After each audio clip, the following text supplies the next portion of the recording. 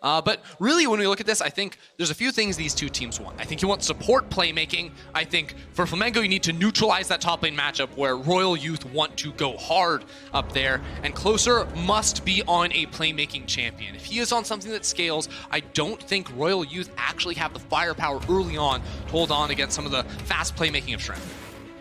Draven as well. The band's actually very fast here. Rek'Sai, Gragas, opposite side. The Pantheon, the Kiana, and one more Flamengo Esports. Quite correction.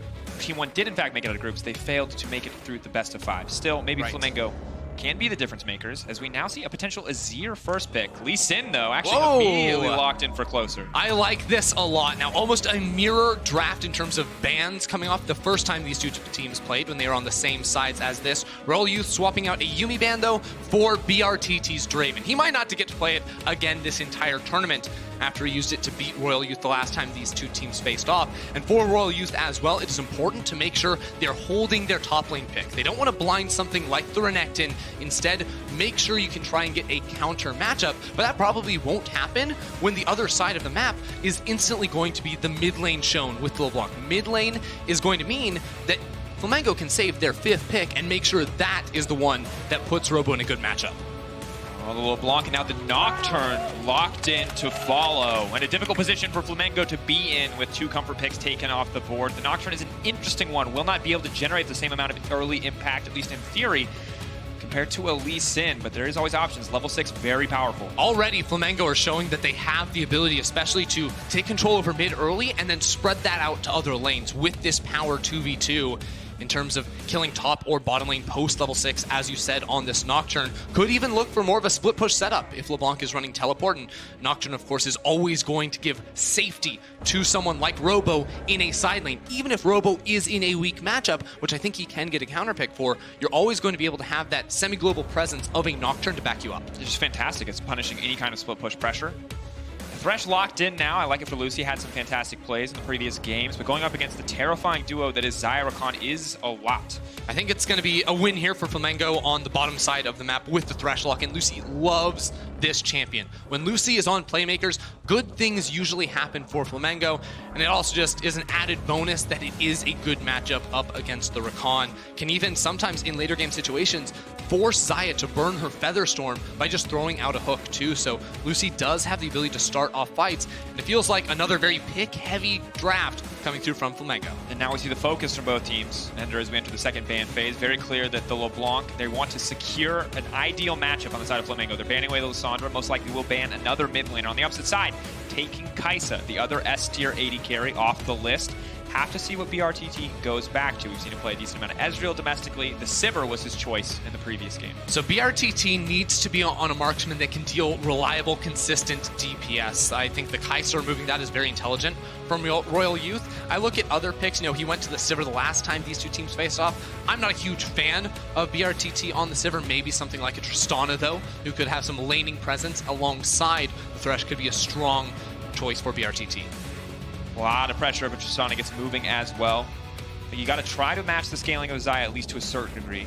And the Caitlyn, interestingly, will be the last ban there. Ooh, I actually like this even more potentially if the Ashe locks in. That's just so much global initiation tools with the Nocturne, with the Ashe. Nocturne can hide the arrow as well from BRTT, but wait to see that get locked in, because already I think Flamengo do have the tools to start off fights now with the initiation as well as that consistent DPS to back up the burst poke of a LeBlanc. They're putting together a formidable team composition. And I love seeing an Ashe arrow in the hands of BRTT. We've seen so many teams hesitate to get fights kicked off, hesitate to get things started. BRTT will not be a man who's afraid to pull the trigger on the Ashe arrow and get something going.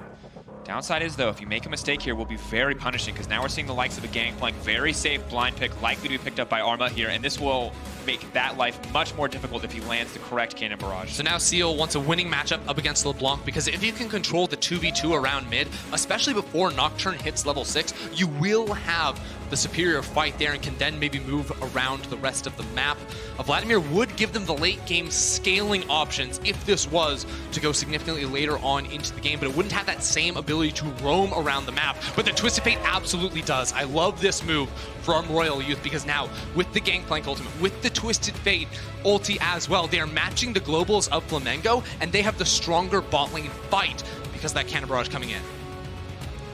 Now, been a long time since I've seen Twisted Fate versus Nocturne, and there's some interesting global, semi-global interactions here. What will the final pick, though, be for the top side of the map? And it looks like back to the Camille for Robo. Of course, a pick he seemed relatively comfortable on in the early game. Doesn't necessarily have the same kill threat coming in from Armut there on the gangplank. Maybe he can turn something around here in the early laning phase. But this is both compositions now locked in for one of these teams' final game on the world stage. This is going to be a really good one because both sides have immense team fight output as well as pick tools. This feels very similar to a lot of other drafts that we have seen between these two teams where there is playmaking in multiple roles right now. I think Royal Youth have a lot more playmaking in the early levels, especially around that middle lane, but eventually if Nocturne can get some kills, that side lane threat is going to be immense. Ender so many times. We've had, one or two very explosive early games today. Curious to see if Shrimp can keep up the pace on a pick like Nocturne. But inevitably, Closer's Lee Sin has to be respected. And I think at the same time, if something doesn't happen pre-level 6, something will definitely happen at level 6. The Ash Arrow, the potential for an engage cross-map if necessary. This is it, the final moments for one of these teams, the final game in the group stage. The Flamengo fans still here in force, ready to support their team. And like kind of the final calm for the storm of this game.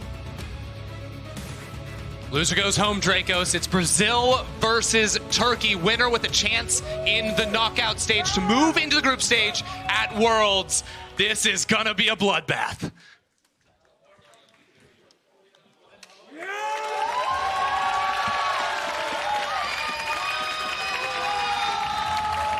Here's your fun fact stat. It's been a long time since BRTT has played Ash. The handshake's coming out. Clap, clap. And 2017 MSI Play-ins was the last time. Doesn't play domestically. Pulling out the big guns. Last minute picks. And now we see the level 1 invade coming in. Trying to fight for vision. They'll spot Tolerant coming out when he leaves, however. This ward, we've seen miss people walking into the bush, but I think that was definitely in range to spot Closer. Are they going to try to collapse? Walking in. So now the rest of Flamengo are on the way here. Now, they do have Seal in the mid lane to try and spot out any type of rotation, so recalls should just come through for now. And as far as Flamengo know, there's no Rakan in the area. Didn't see him pop over the wall, so the fact that he recalls here will be unbeknownst to them. Sneaky, sneaky Rakan. Of course, not too bad to have him move in, use Sweeper.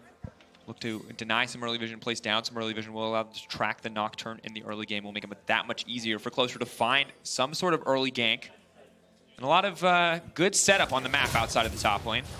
Ooh, Goku going for a fun little trade right there. That specifically is because he is rocking the Electrocute, whereas Seal is going to be loading into lane with the Kleptomancy, but still Seal taking the better of those traits. Both mid laners will have access to Corrupting Potion to sustain on through here, but realistically, I think if we're looking at early game playmaking, the emphasis is going to be on Closer, as you mentioned. Specifically around mid lane, I think there are pretty good tools. The reliability of that gold card does mean that if Goku is pushed up a little bit too far in lane, you can try to, hit confirm Lee Sin's Sonic Wave, and that's a whole lot of damage to be able to come through. But I love this pathing from Closer, knowing that Shrimp is going for the fast level 3 red into Krugs. Now Closer is passed straight into that Flamengo blue buff and can split the map. This says even that with a pushing bottom lane from Flamengo, he could try and get around them and find a gank. And that's why Pilot and Tolerant are sort of letting this lane push in towards their side. And additionally, just very tough to match Ash in the early laning phase in terms of push, but they will get the level 2 first. Lee Sin is also on the bottom side of the map.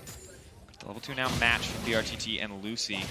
Multiple camps stolen away, though, for Closer. Pure advantage. Nocturne has not set foot in the enemy jungle. Closer still won't tick over to level 2, and he doesn't have a ward, so he can't ward hop all the way behind him and come for a pretty nasty angle. Instead, he will have to take the time to walk through river, and by this point, there has been a ward placed. So now Closer will reveal himself on the vision, but Shrimp has come down here, and that means, well, he's going to know stuff has been taken, but not be able to respond. Hook does connect. Tolerant. He's just going to try to walk away. Good damage coming out. Big slow on the Ash after the patch. 20% in the early laning phase. Shrimp now stepping forward. Gold card comes out from Seal. The damage is there. They move in. The Sonic Wave does not connect. The spell shield won't block the tower shot, but Shrimp will walk out. Seal's flash forced out. Shrimp knew he had the level advantage over Closer, even if Elisan was in the area and had time to force a play. I like the creativity in pathing coming through from Shrimp. And now without a flash up, that means when Goku hits level 6 especially, there's going to be a lot more kill threat around this middle lane. But meanwhile, in the top lane, Arma stacking a massive wave. Robo 9 CS to the 24 of Arma, steadily falling behind, and Gangplank continuing to poke out. Has not opted for a Kleptomancy here, goes for the grass, wants to just win out in these laning phase trades. Setting his sights on this tower. One more creep there to make sure to block, otherwise that could have been disastrous, but Arma, once again, dominating the top lane 1v1. But it's so interesting to see what Closer is doing. Closer may be setting up for a gank around mid lane. I believe he was seen pathing into that bot side jungle as well, because now Shrimp is like, wait a second, I can just take your blue buff and your Gromp and your wolves, potentially. Armat's super pushed in the top lane too, so there is room for Shrimp to try and burn a flash off the gangplank as well. It's a little bit peculiar that Closer has decided to effectively split the map and buy space for Pilot and Tolerant, because he's leaving Armat basically out to dry. A difficult spot now. Closer coming into the mid lane. They can look to collapse here on the Nocturne. Shrimp may have overstayed his welcome. Level 4. Blast Cone there to take him out to safety. He has no flash though. LeBlanc behind in lane priority. Has to walk away. Seal on the way. Shrimp now running for the hills. Camille is here. Spell Shield going to be important. Has to block something. Shrimp now on the run. The movement speed, will it be enough? The Camille blocks the gold card for now. Closer chasing. Waiting for the energy. Robo may have given his life to help his jungler escape. Is it going to be enough? However, Robo runs. Flashes over the wall. Gets it out. Shrimp goes in. Trying to block. Is the Spell Shield up? Can Closer get this one down? The sidestep from Shrimp is so perfect. I can't believe he makes it out. A greedy counter jungle, but he is not punished. Shrimp actually made it happen. Almost unbelievable right there that he pulls off the great escape. Absolutely insane that he's able to make it out there. And eventually it is a flash for flash trade. Closer loses his in the jungle, but Robo coming in to try and escort Shrimp out alive will burn his own in the process. And that said, despite looking like a fantastic escape, the wave now pushed in. Robo really not getting a lot of CS here as Armat's going to grab another wave, and Shrimp's jungling, even though he did escape, does cost the team a lot. Cost the flash, cost the TP. I think not a worthwhile exchange. Good that he didn't die, but cannot afford to be caught out like that. You're absolutely right, because Robo's lane is looking real bad right now. Armat able to pick up so much CS pushing in towards the tower, so Robo's like, okay, my jungler's bot side again. What can I actually do? Just walks down to see if maybe a roam was going to be possible. Cecile, still no flash. Chain, locked up under tower, just use blue card. They don't want to push for the dive. No Don't mana. want to risk it. No mana on Goku. You saw Robo also thinking about the rotation, but was spotted out on Vision. Because again, Robo can't really walk into this lane. He loses in the auto for auto trades against Armat at the moment because Gangplank passive carries so much weight, so he needs the lane to come back in towards him, which thankfully it will be. But this is going to be a large advantage for Armat, which is what we expect in the Armat versus Robo matchup, but definitely not to this extent. Yeah, difficult even with the counter pick. Not able to match here. Even with red side, may not be enough. Arma continues to be a massive threat and massive carry for the side of RYL Youth. So now level 6 achieved by Armat's GP. Level 6 for Seal's Twisted Fate as well. The globals are ready and all the teleports on Flamengo's side are down. So the lead is definitely with Robo in terms of the ability to make a play at the moment. They even see Shrimp on the top side of the map. So I really want RYL to seize the window, in the next minute or two and find a play. I think bot lane is where it starts here. Is you can bring all those globals down and try to catch out the lower mobility Ashe. As long as Thresh isn't there with a lantern, it should be an easy kill. And you can see LeBlanc covering. Really one of the only strong points for the team. Robo will go in here on Armat. Armat very cleverly just waiting for the shield to run out. Robo now going to be in trouble, forced to ult back into the GP cannon barrage. First blood for Armat. Here comes Shrimp. Shrimp going to trade one back, instantly cuts him down. That's what we're talking about, having the Nocturne to try and equalize the side lane matchup. Very important for Shrimp to come here and at least get an assist over towards Robo. That matchup not going to get easier anytime soon. At the same time, Closer can respond on the bottom side of the map, not with a kill or fight or anything like that, but an early Ocean Drake, which would be very beneficial. Now, Robo was just level 5 at the start of this, but ticks on over. Now what happens? He greed for the CS, and then for the all-in, surprisingly, thinking his passive is enough to go for the fight, but that's where Armat says, no, no, no. With the burn damage from Corrupting Potion, as well as the passive, and the ulti coming through, he finds the solo kill, but Shrimp able to come in clutch and equalize. Realistically, very good for Shrimp to be there to punish, but it does cost the team the Ocean Drake in the meantime, and that's going to make this top lane matchup even harder. The bigger problem now is that while RYL are able to, trade kills in the top lane, they are denying bottom lane because Closer has put down pressure. They can push forward, and Lucy hasn't been super present there alongside BRTT. While as Armut, with basically no help, is just solo winning this lane, is up a whole lot of minions. Checking in across the map. Have to be wondering when BRTT is going to throw out the arrow, when the team will find the opportunity to set up. So far, been a very reactive game from Flamengo. Goku steps forward, will leap back, Closer here to try to punish, but they're not going to get much else. Just focusing on securing mid lane priority to get it back for Seal. Looks like he's going to opt to stay instead. Nocturne also floating around in the area. Of course, very long cooldown on the Paranoia at early levels. The other thing for RYL in terms of trying to make a bot lane play happen is the BRTT is just never pushing down here. He's realized that he's sort of on his own, so it is slowing down the pace of this game. RYL passively gaining leads in both top lane and bottom lane. Even mid lane, Seal with the stack deck passive and the Kleptomancy should be cashing in on a little bit extra money in an even laning state. So going neutral isn't actually the worst thing for RYL, and I think they do have a lot of good scaling options as well. Khan goes in and instantly forcing the flash. Didn't look necessary. But here's the thing. There's no vision of where Closer is on the map right now. The river is dark right here, so it could be very likely Closer was in that river, waiting to land a Q.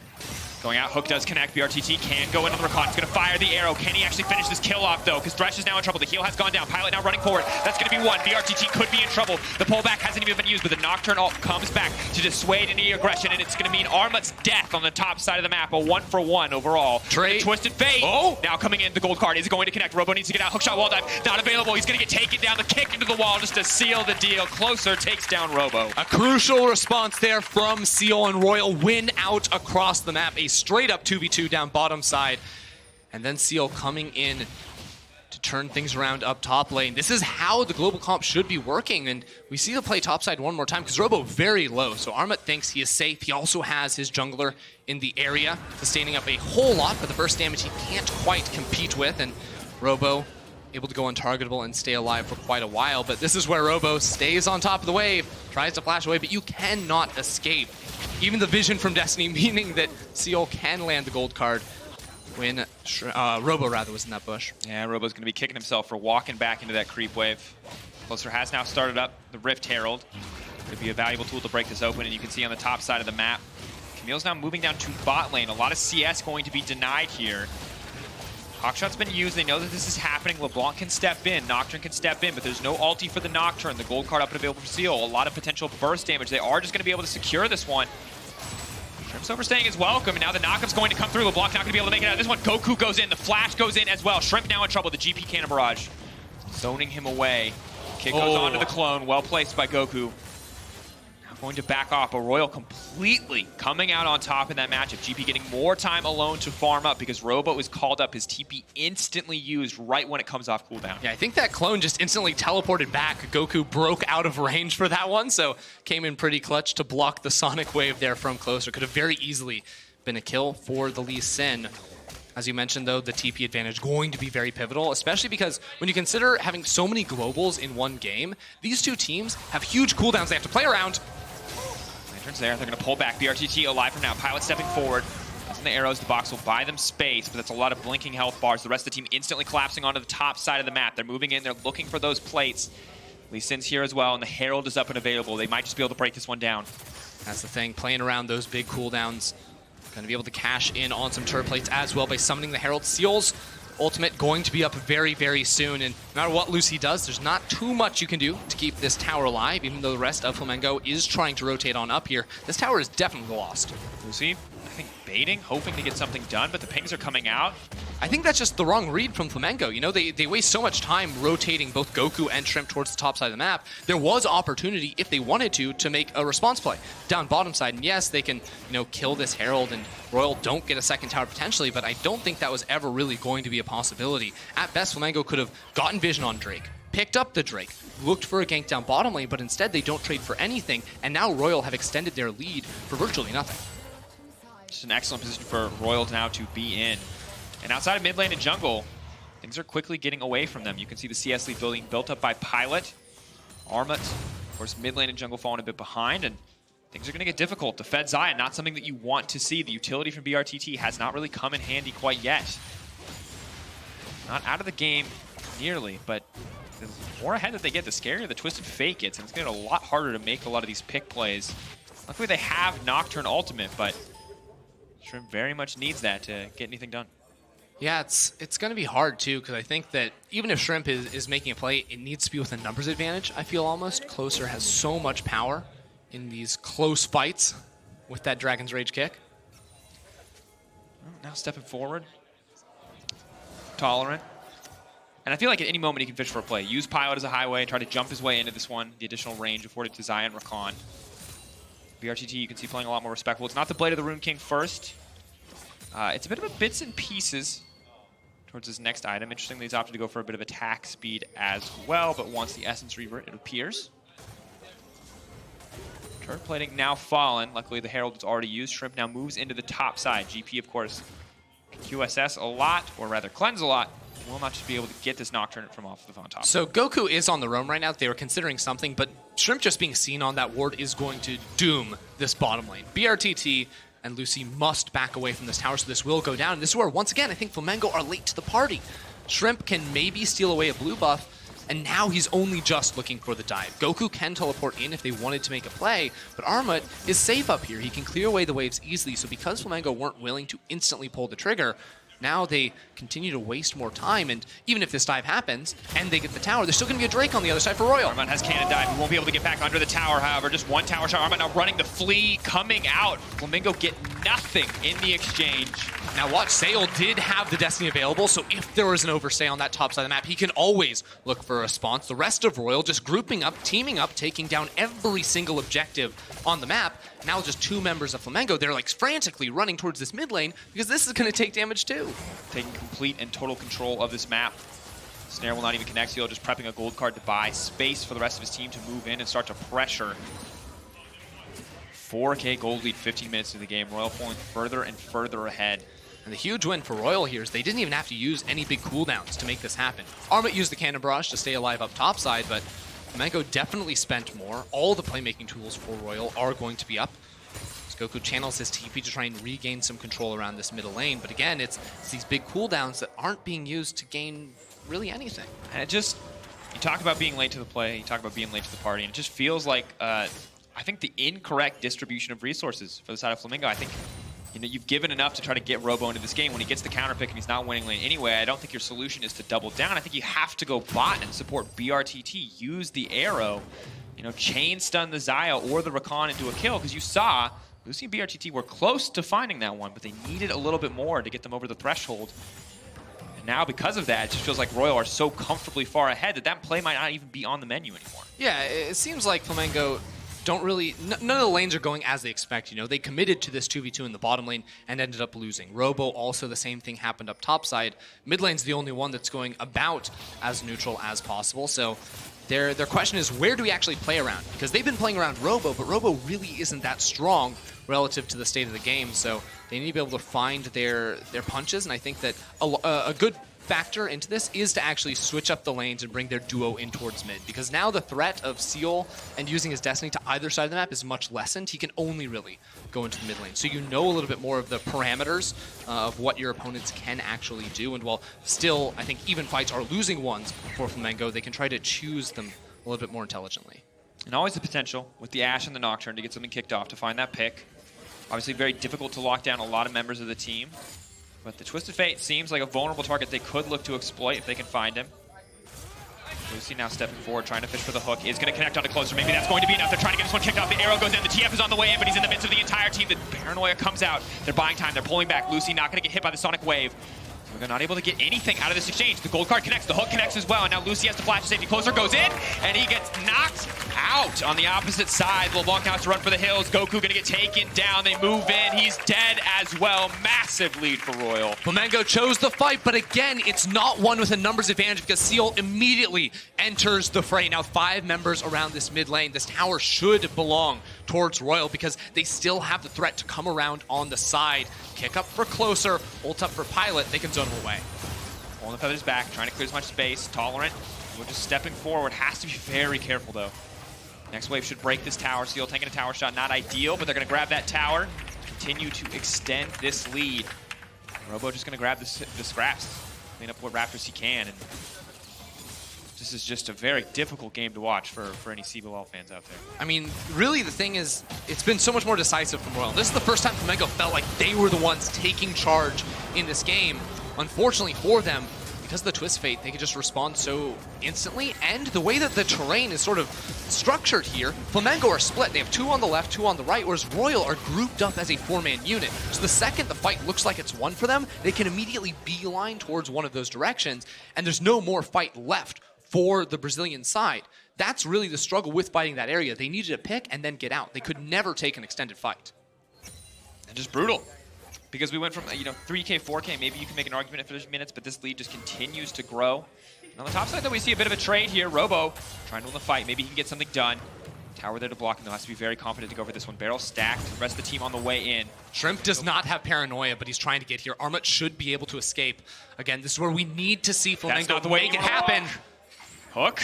Oh. Predicted the sidestep. Won't happen in the end. Now stepping in, though, should just get taken down by Shrimp. Shrimp missing an auto onto the minion there, but won't matter in the end. That's what we're waiting for. Flamengo on the offense. They need to choose their fights intelligently and then stem the bleeding on the other sides of the map. Use the wave clear to stop any more towers from falling down. This is step 1 into reclaiming some territory in this game. They will have to cede the neutral objectives for now, and doesn't look like they can hold on to mid lane just either. They sent Shrimp. They stuck him around in the top lane. They're going to try and trade that tower for this mid lane one, which in terms of overall gold is going to be good for Flamengo. They'll take all the gold they can get at the moment, but the pressure they lose might end up costing them that bot lane one too. See if the setup is there. Difficult to lock down Goku, but a gold card can do the trick. Seal. Well, it's weird because Shrimp still hasn't left top lane. He stayed for another wave, so here comes the dive! Engage, stun card goes in, the arrow's coming in as well. Maybe they can mitigate something. The Lee Sin goes to the backside, but he's already been locked up. He can't find the kick. He does get it in the end. Closer, now trying desperately to escape, but he's not taking the tower angle. Seal's doing it for him. It looks like he is going to be able to make it out within an inch of his life, and another clean dive comes in from RYL. RYL get away with absolutely everything, and Shrimp finally shows up to the fight. They can try and clear the waves. We'll be able to hold onto this tower, maybe not. Still going for more. Stepping forward, RYL in absolute control. Double Ocean making sure they heal up as well. Can set their sights on the Mountain Drake as Armut's already pushing in topside. It just feels so much more calm from the side of RYL. They know what their calls are and they're executing on them. Possibly part of that momentum as well, picking up the win earlier in the day against Flamengo to force this tiebreaker match. They were winless, and now they could find 2 wins in a row because this fight was so easy for them. They know they have the numbers advantage. They make the call, and even closer, is able to slip away with just a sliver of HP. It's just very clean to make it out there, to drop tower aggro, to trade back and forth between the team. And now Flamengo are back up against the wall. Need to find 1 or 2 more picks, swing maybe a Baron in their way if RYL get too over-aggressive, but they're kind of waiting on the enemy team to misstep, to get out of position so they can punish with the Nocturne and the Ashe. RYL make no more mistakes. It's going to be very difficult for Flamengo to get back in the game. So there's 2 plays Flamengo have right now. One is attack side lane. Right, Shrimp finished off his Duskblade, so he does a lot of upfront burst damage. It's hard against the Ninja Tabby of Armut. That's going to be his biggest saving grace, but that is play 1. And even then, they still have to worry about TPs and Twist Fate ultimates on the other side. Play 2 is control a bush. Use your pick tools and find a fight, but you only find the fight if you have numbers. So it's not just control 1 bush, it's actually have some forward vision inside of the river as well, which is a multi-step process, and they can never get that vision unless they walk into an area with a numbers advantage. So Goku actually needs to leave top lane a lot more often than someone like Seal would, because Flamengo is at a deficit. They actually need Goku to be with them if they're able to walk in, ever put down vision in the river. Robo, though, starting to feel a lot more confident in the trades. Maybe he can be the difference maker. Always difficult to go matching toe-to-toe with the GP, especially when he's ahead of you in items and has that passive trial by fire as well. But at least able to sustain a little bit of pressure on the bottom side of the map as Shrimp waits in the darkness. Maybe not the bush you expected, but one that can work for the team. An operation attack side lane for Shrimp is even more hard because, of course, oh no. Gold card hits. Confirms, goes in. Goku gonna try to flash backwards. Now the snare lacks under the tower. Closer gonna be in trouble, but still taken out. He got him!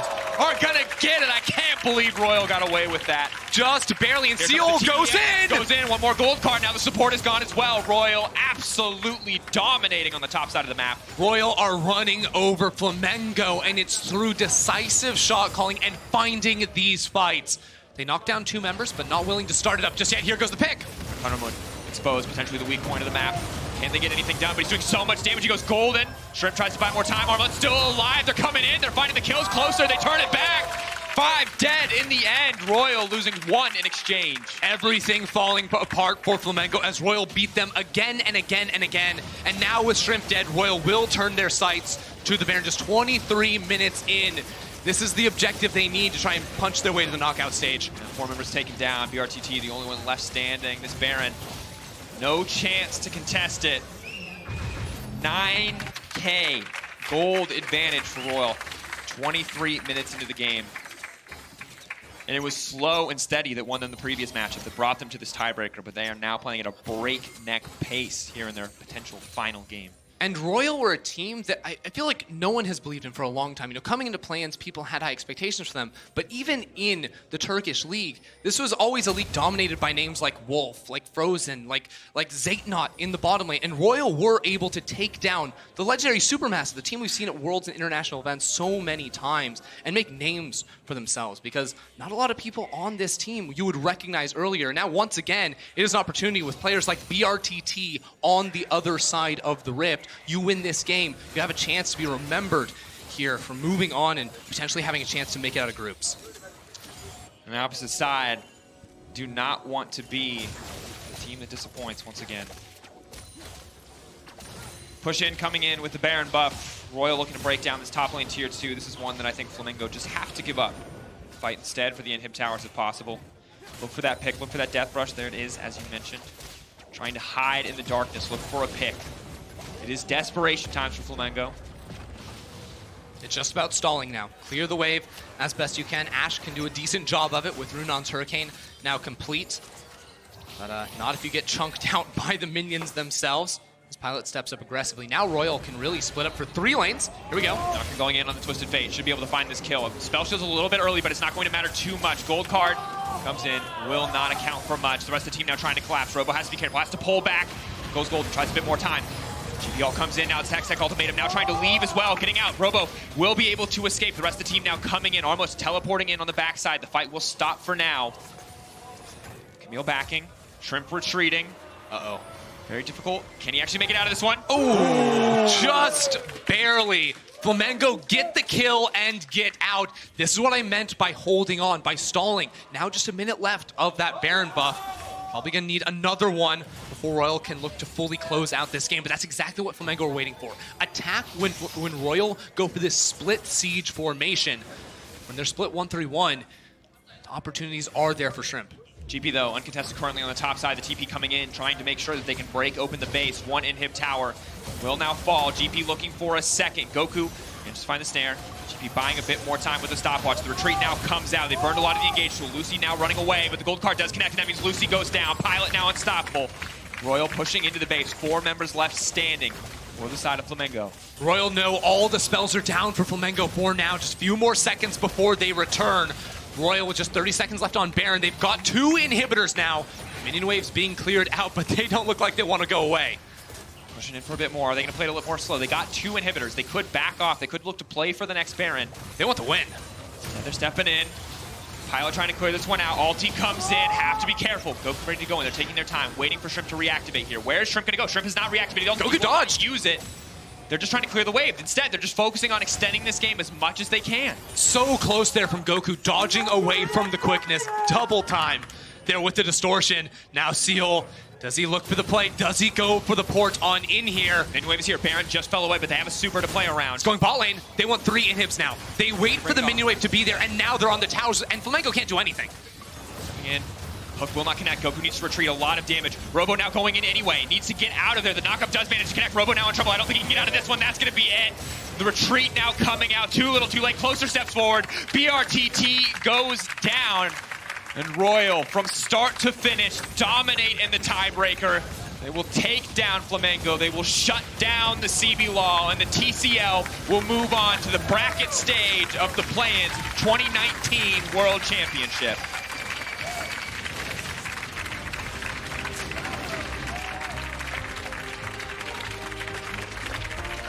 Royal Youth came into the day without a single win on the board, but they best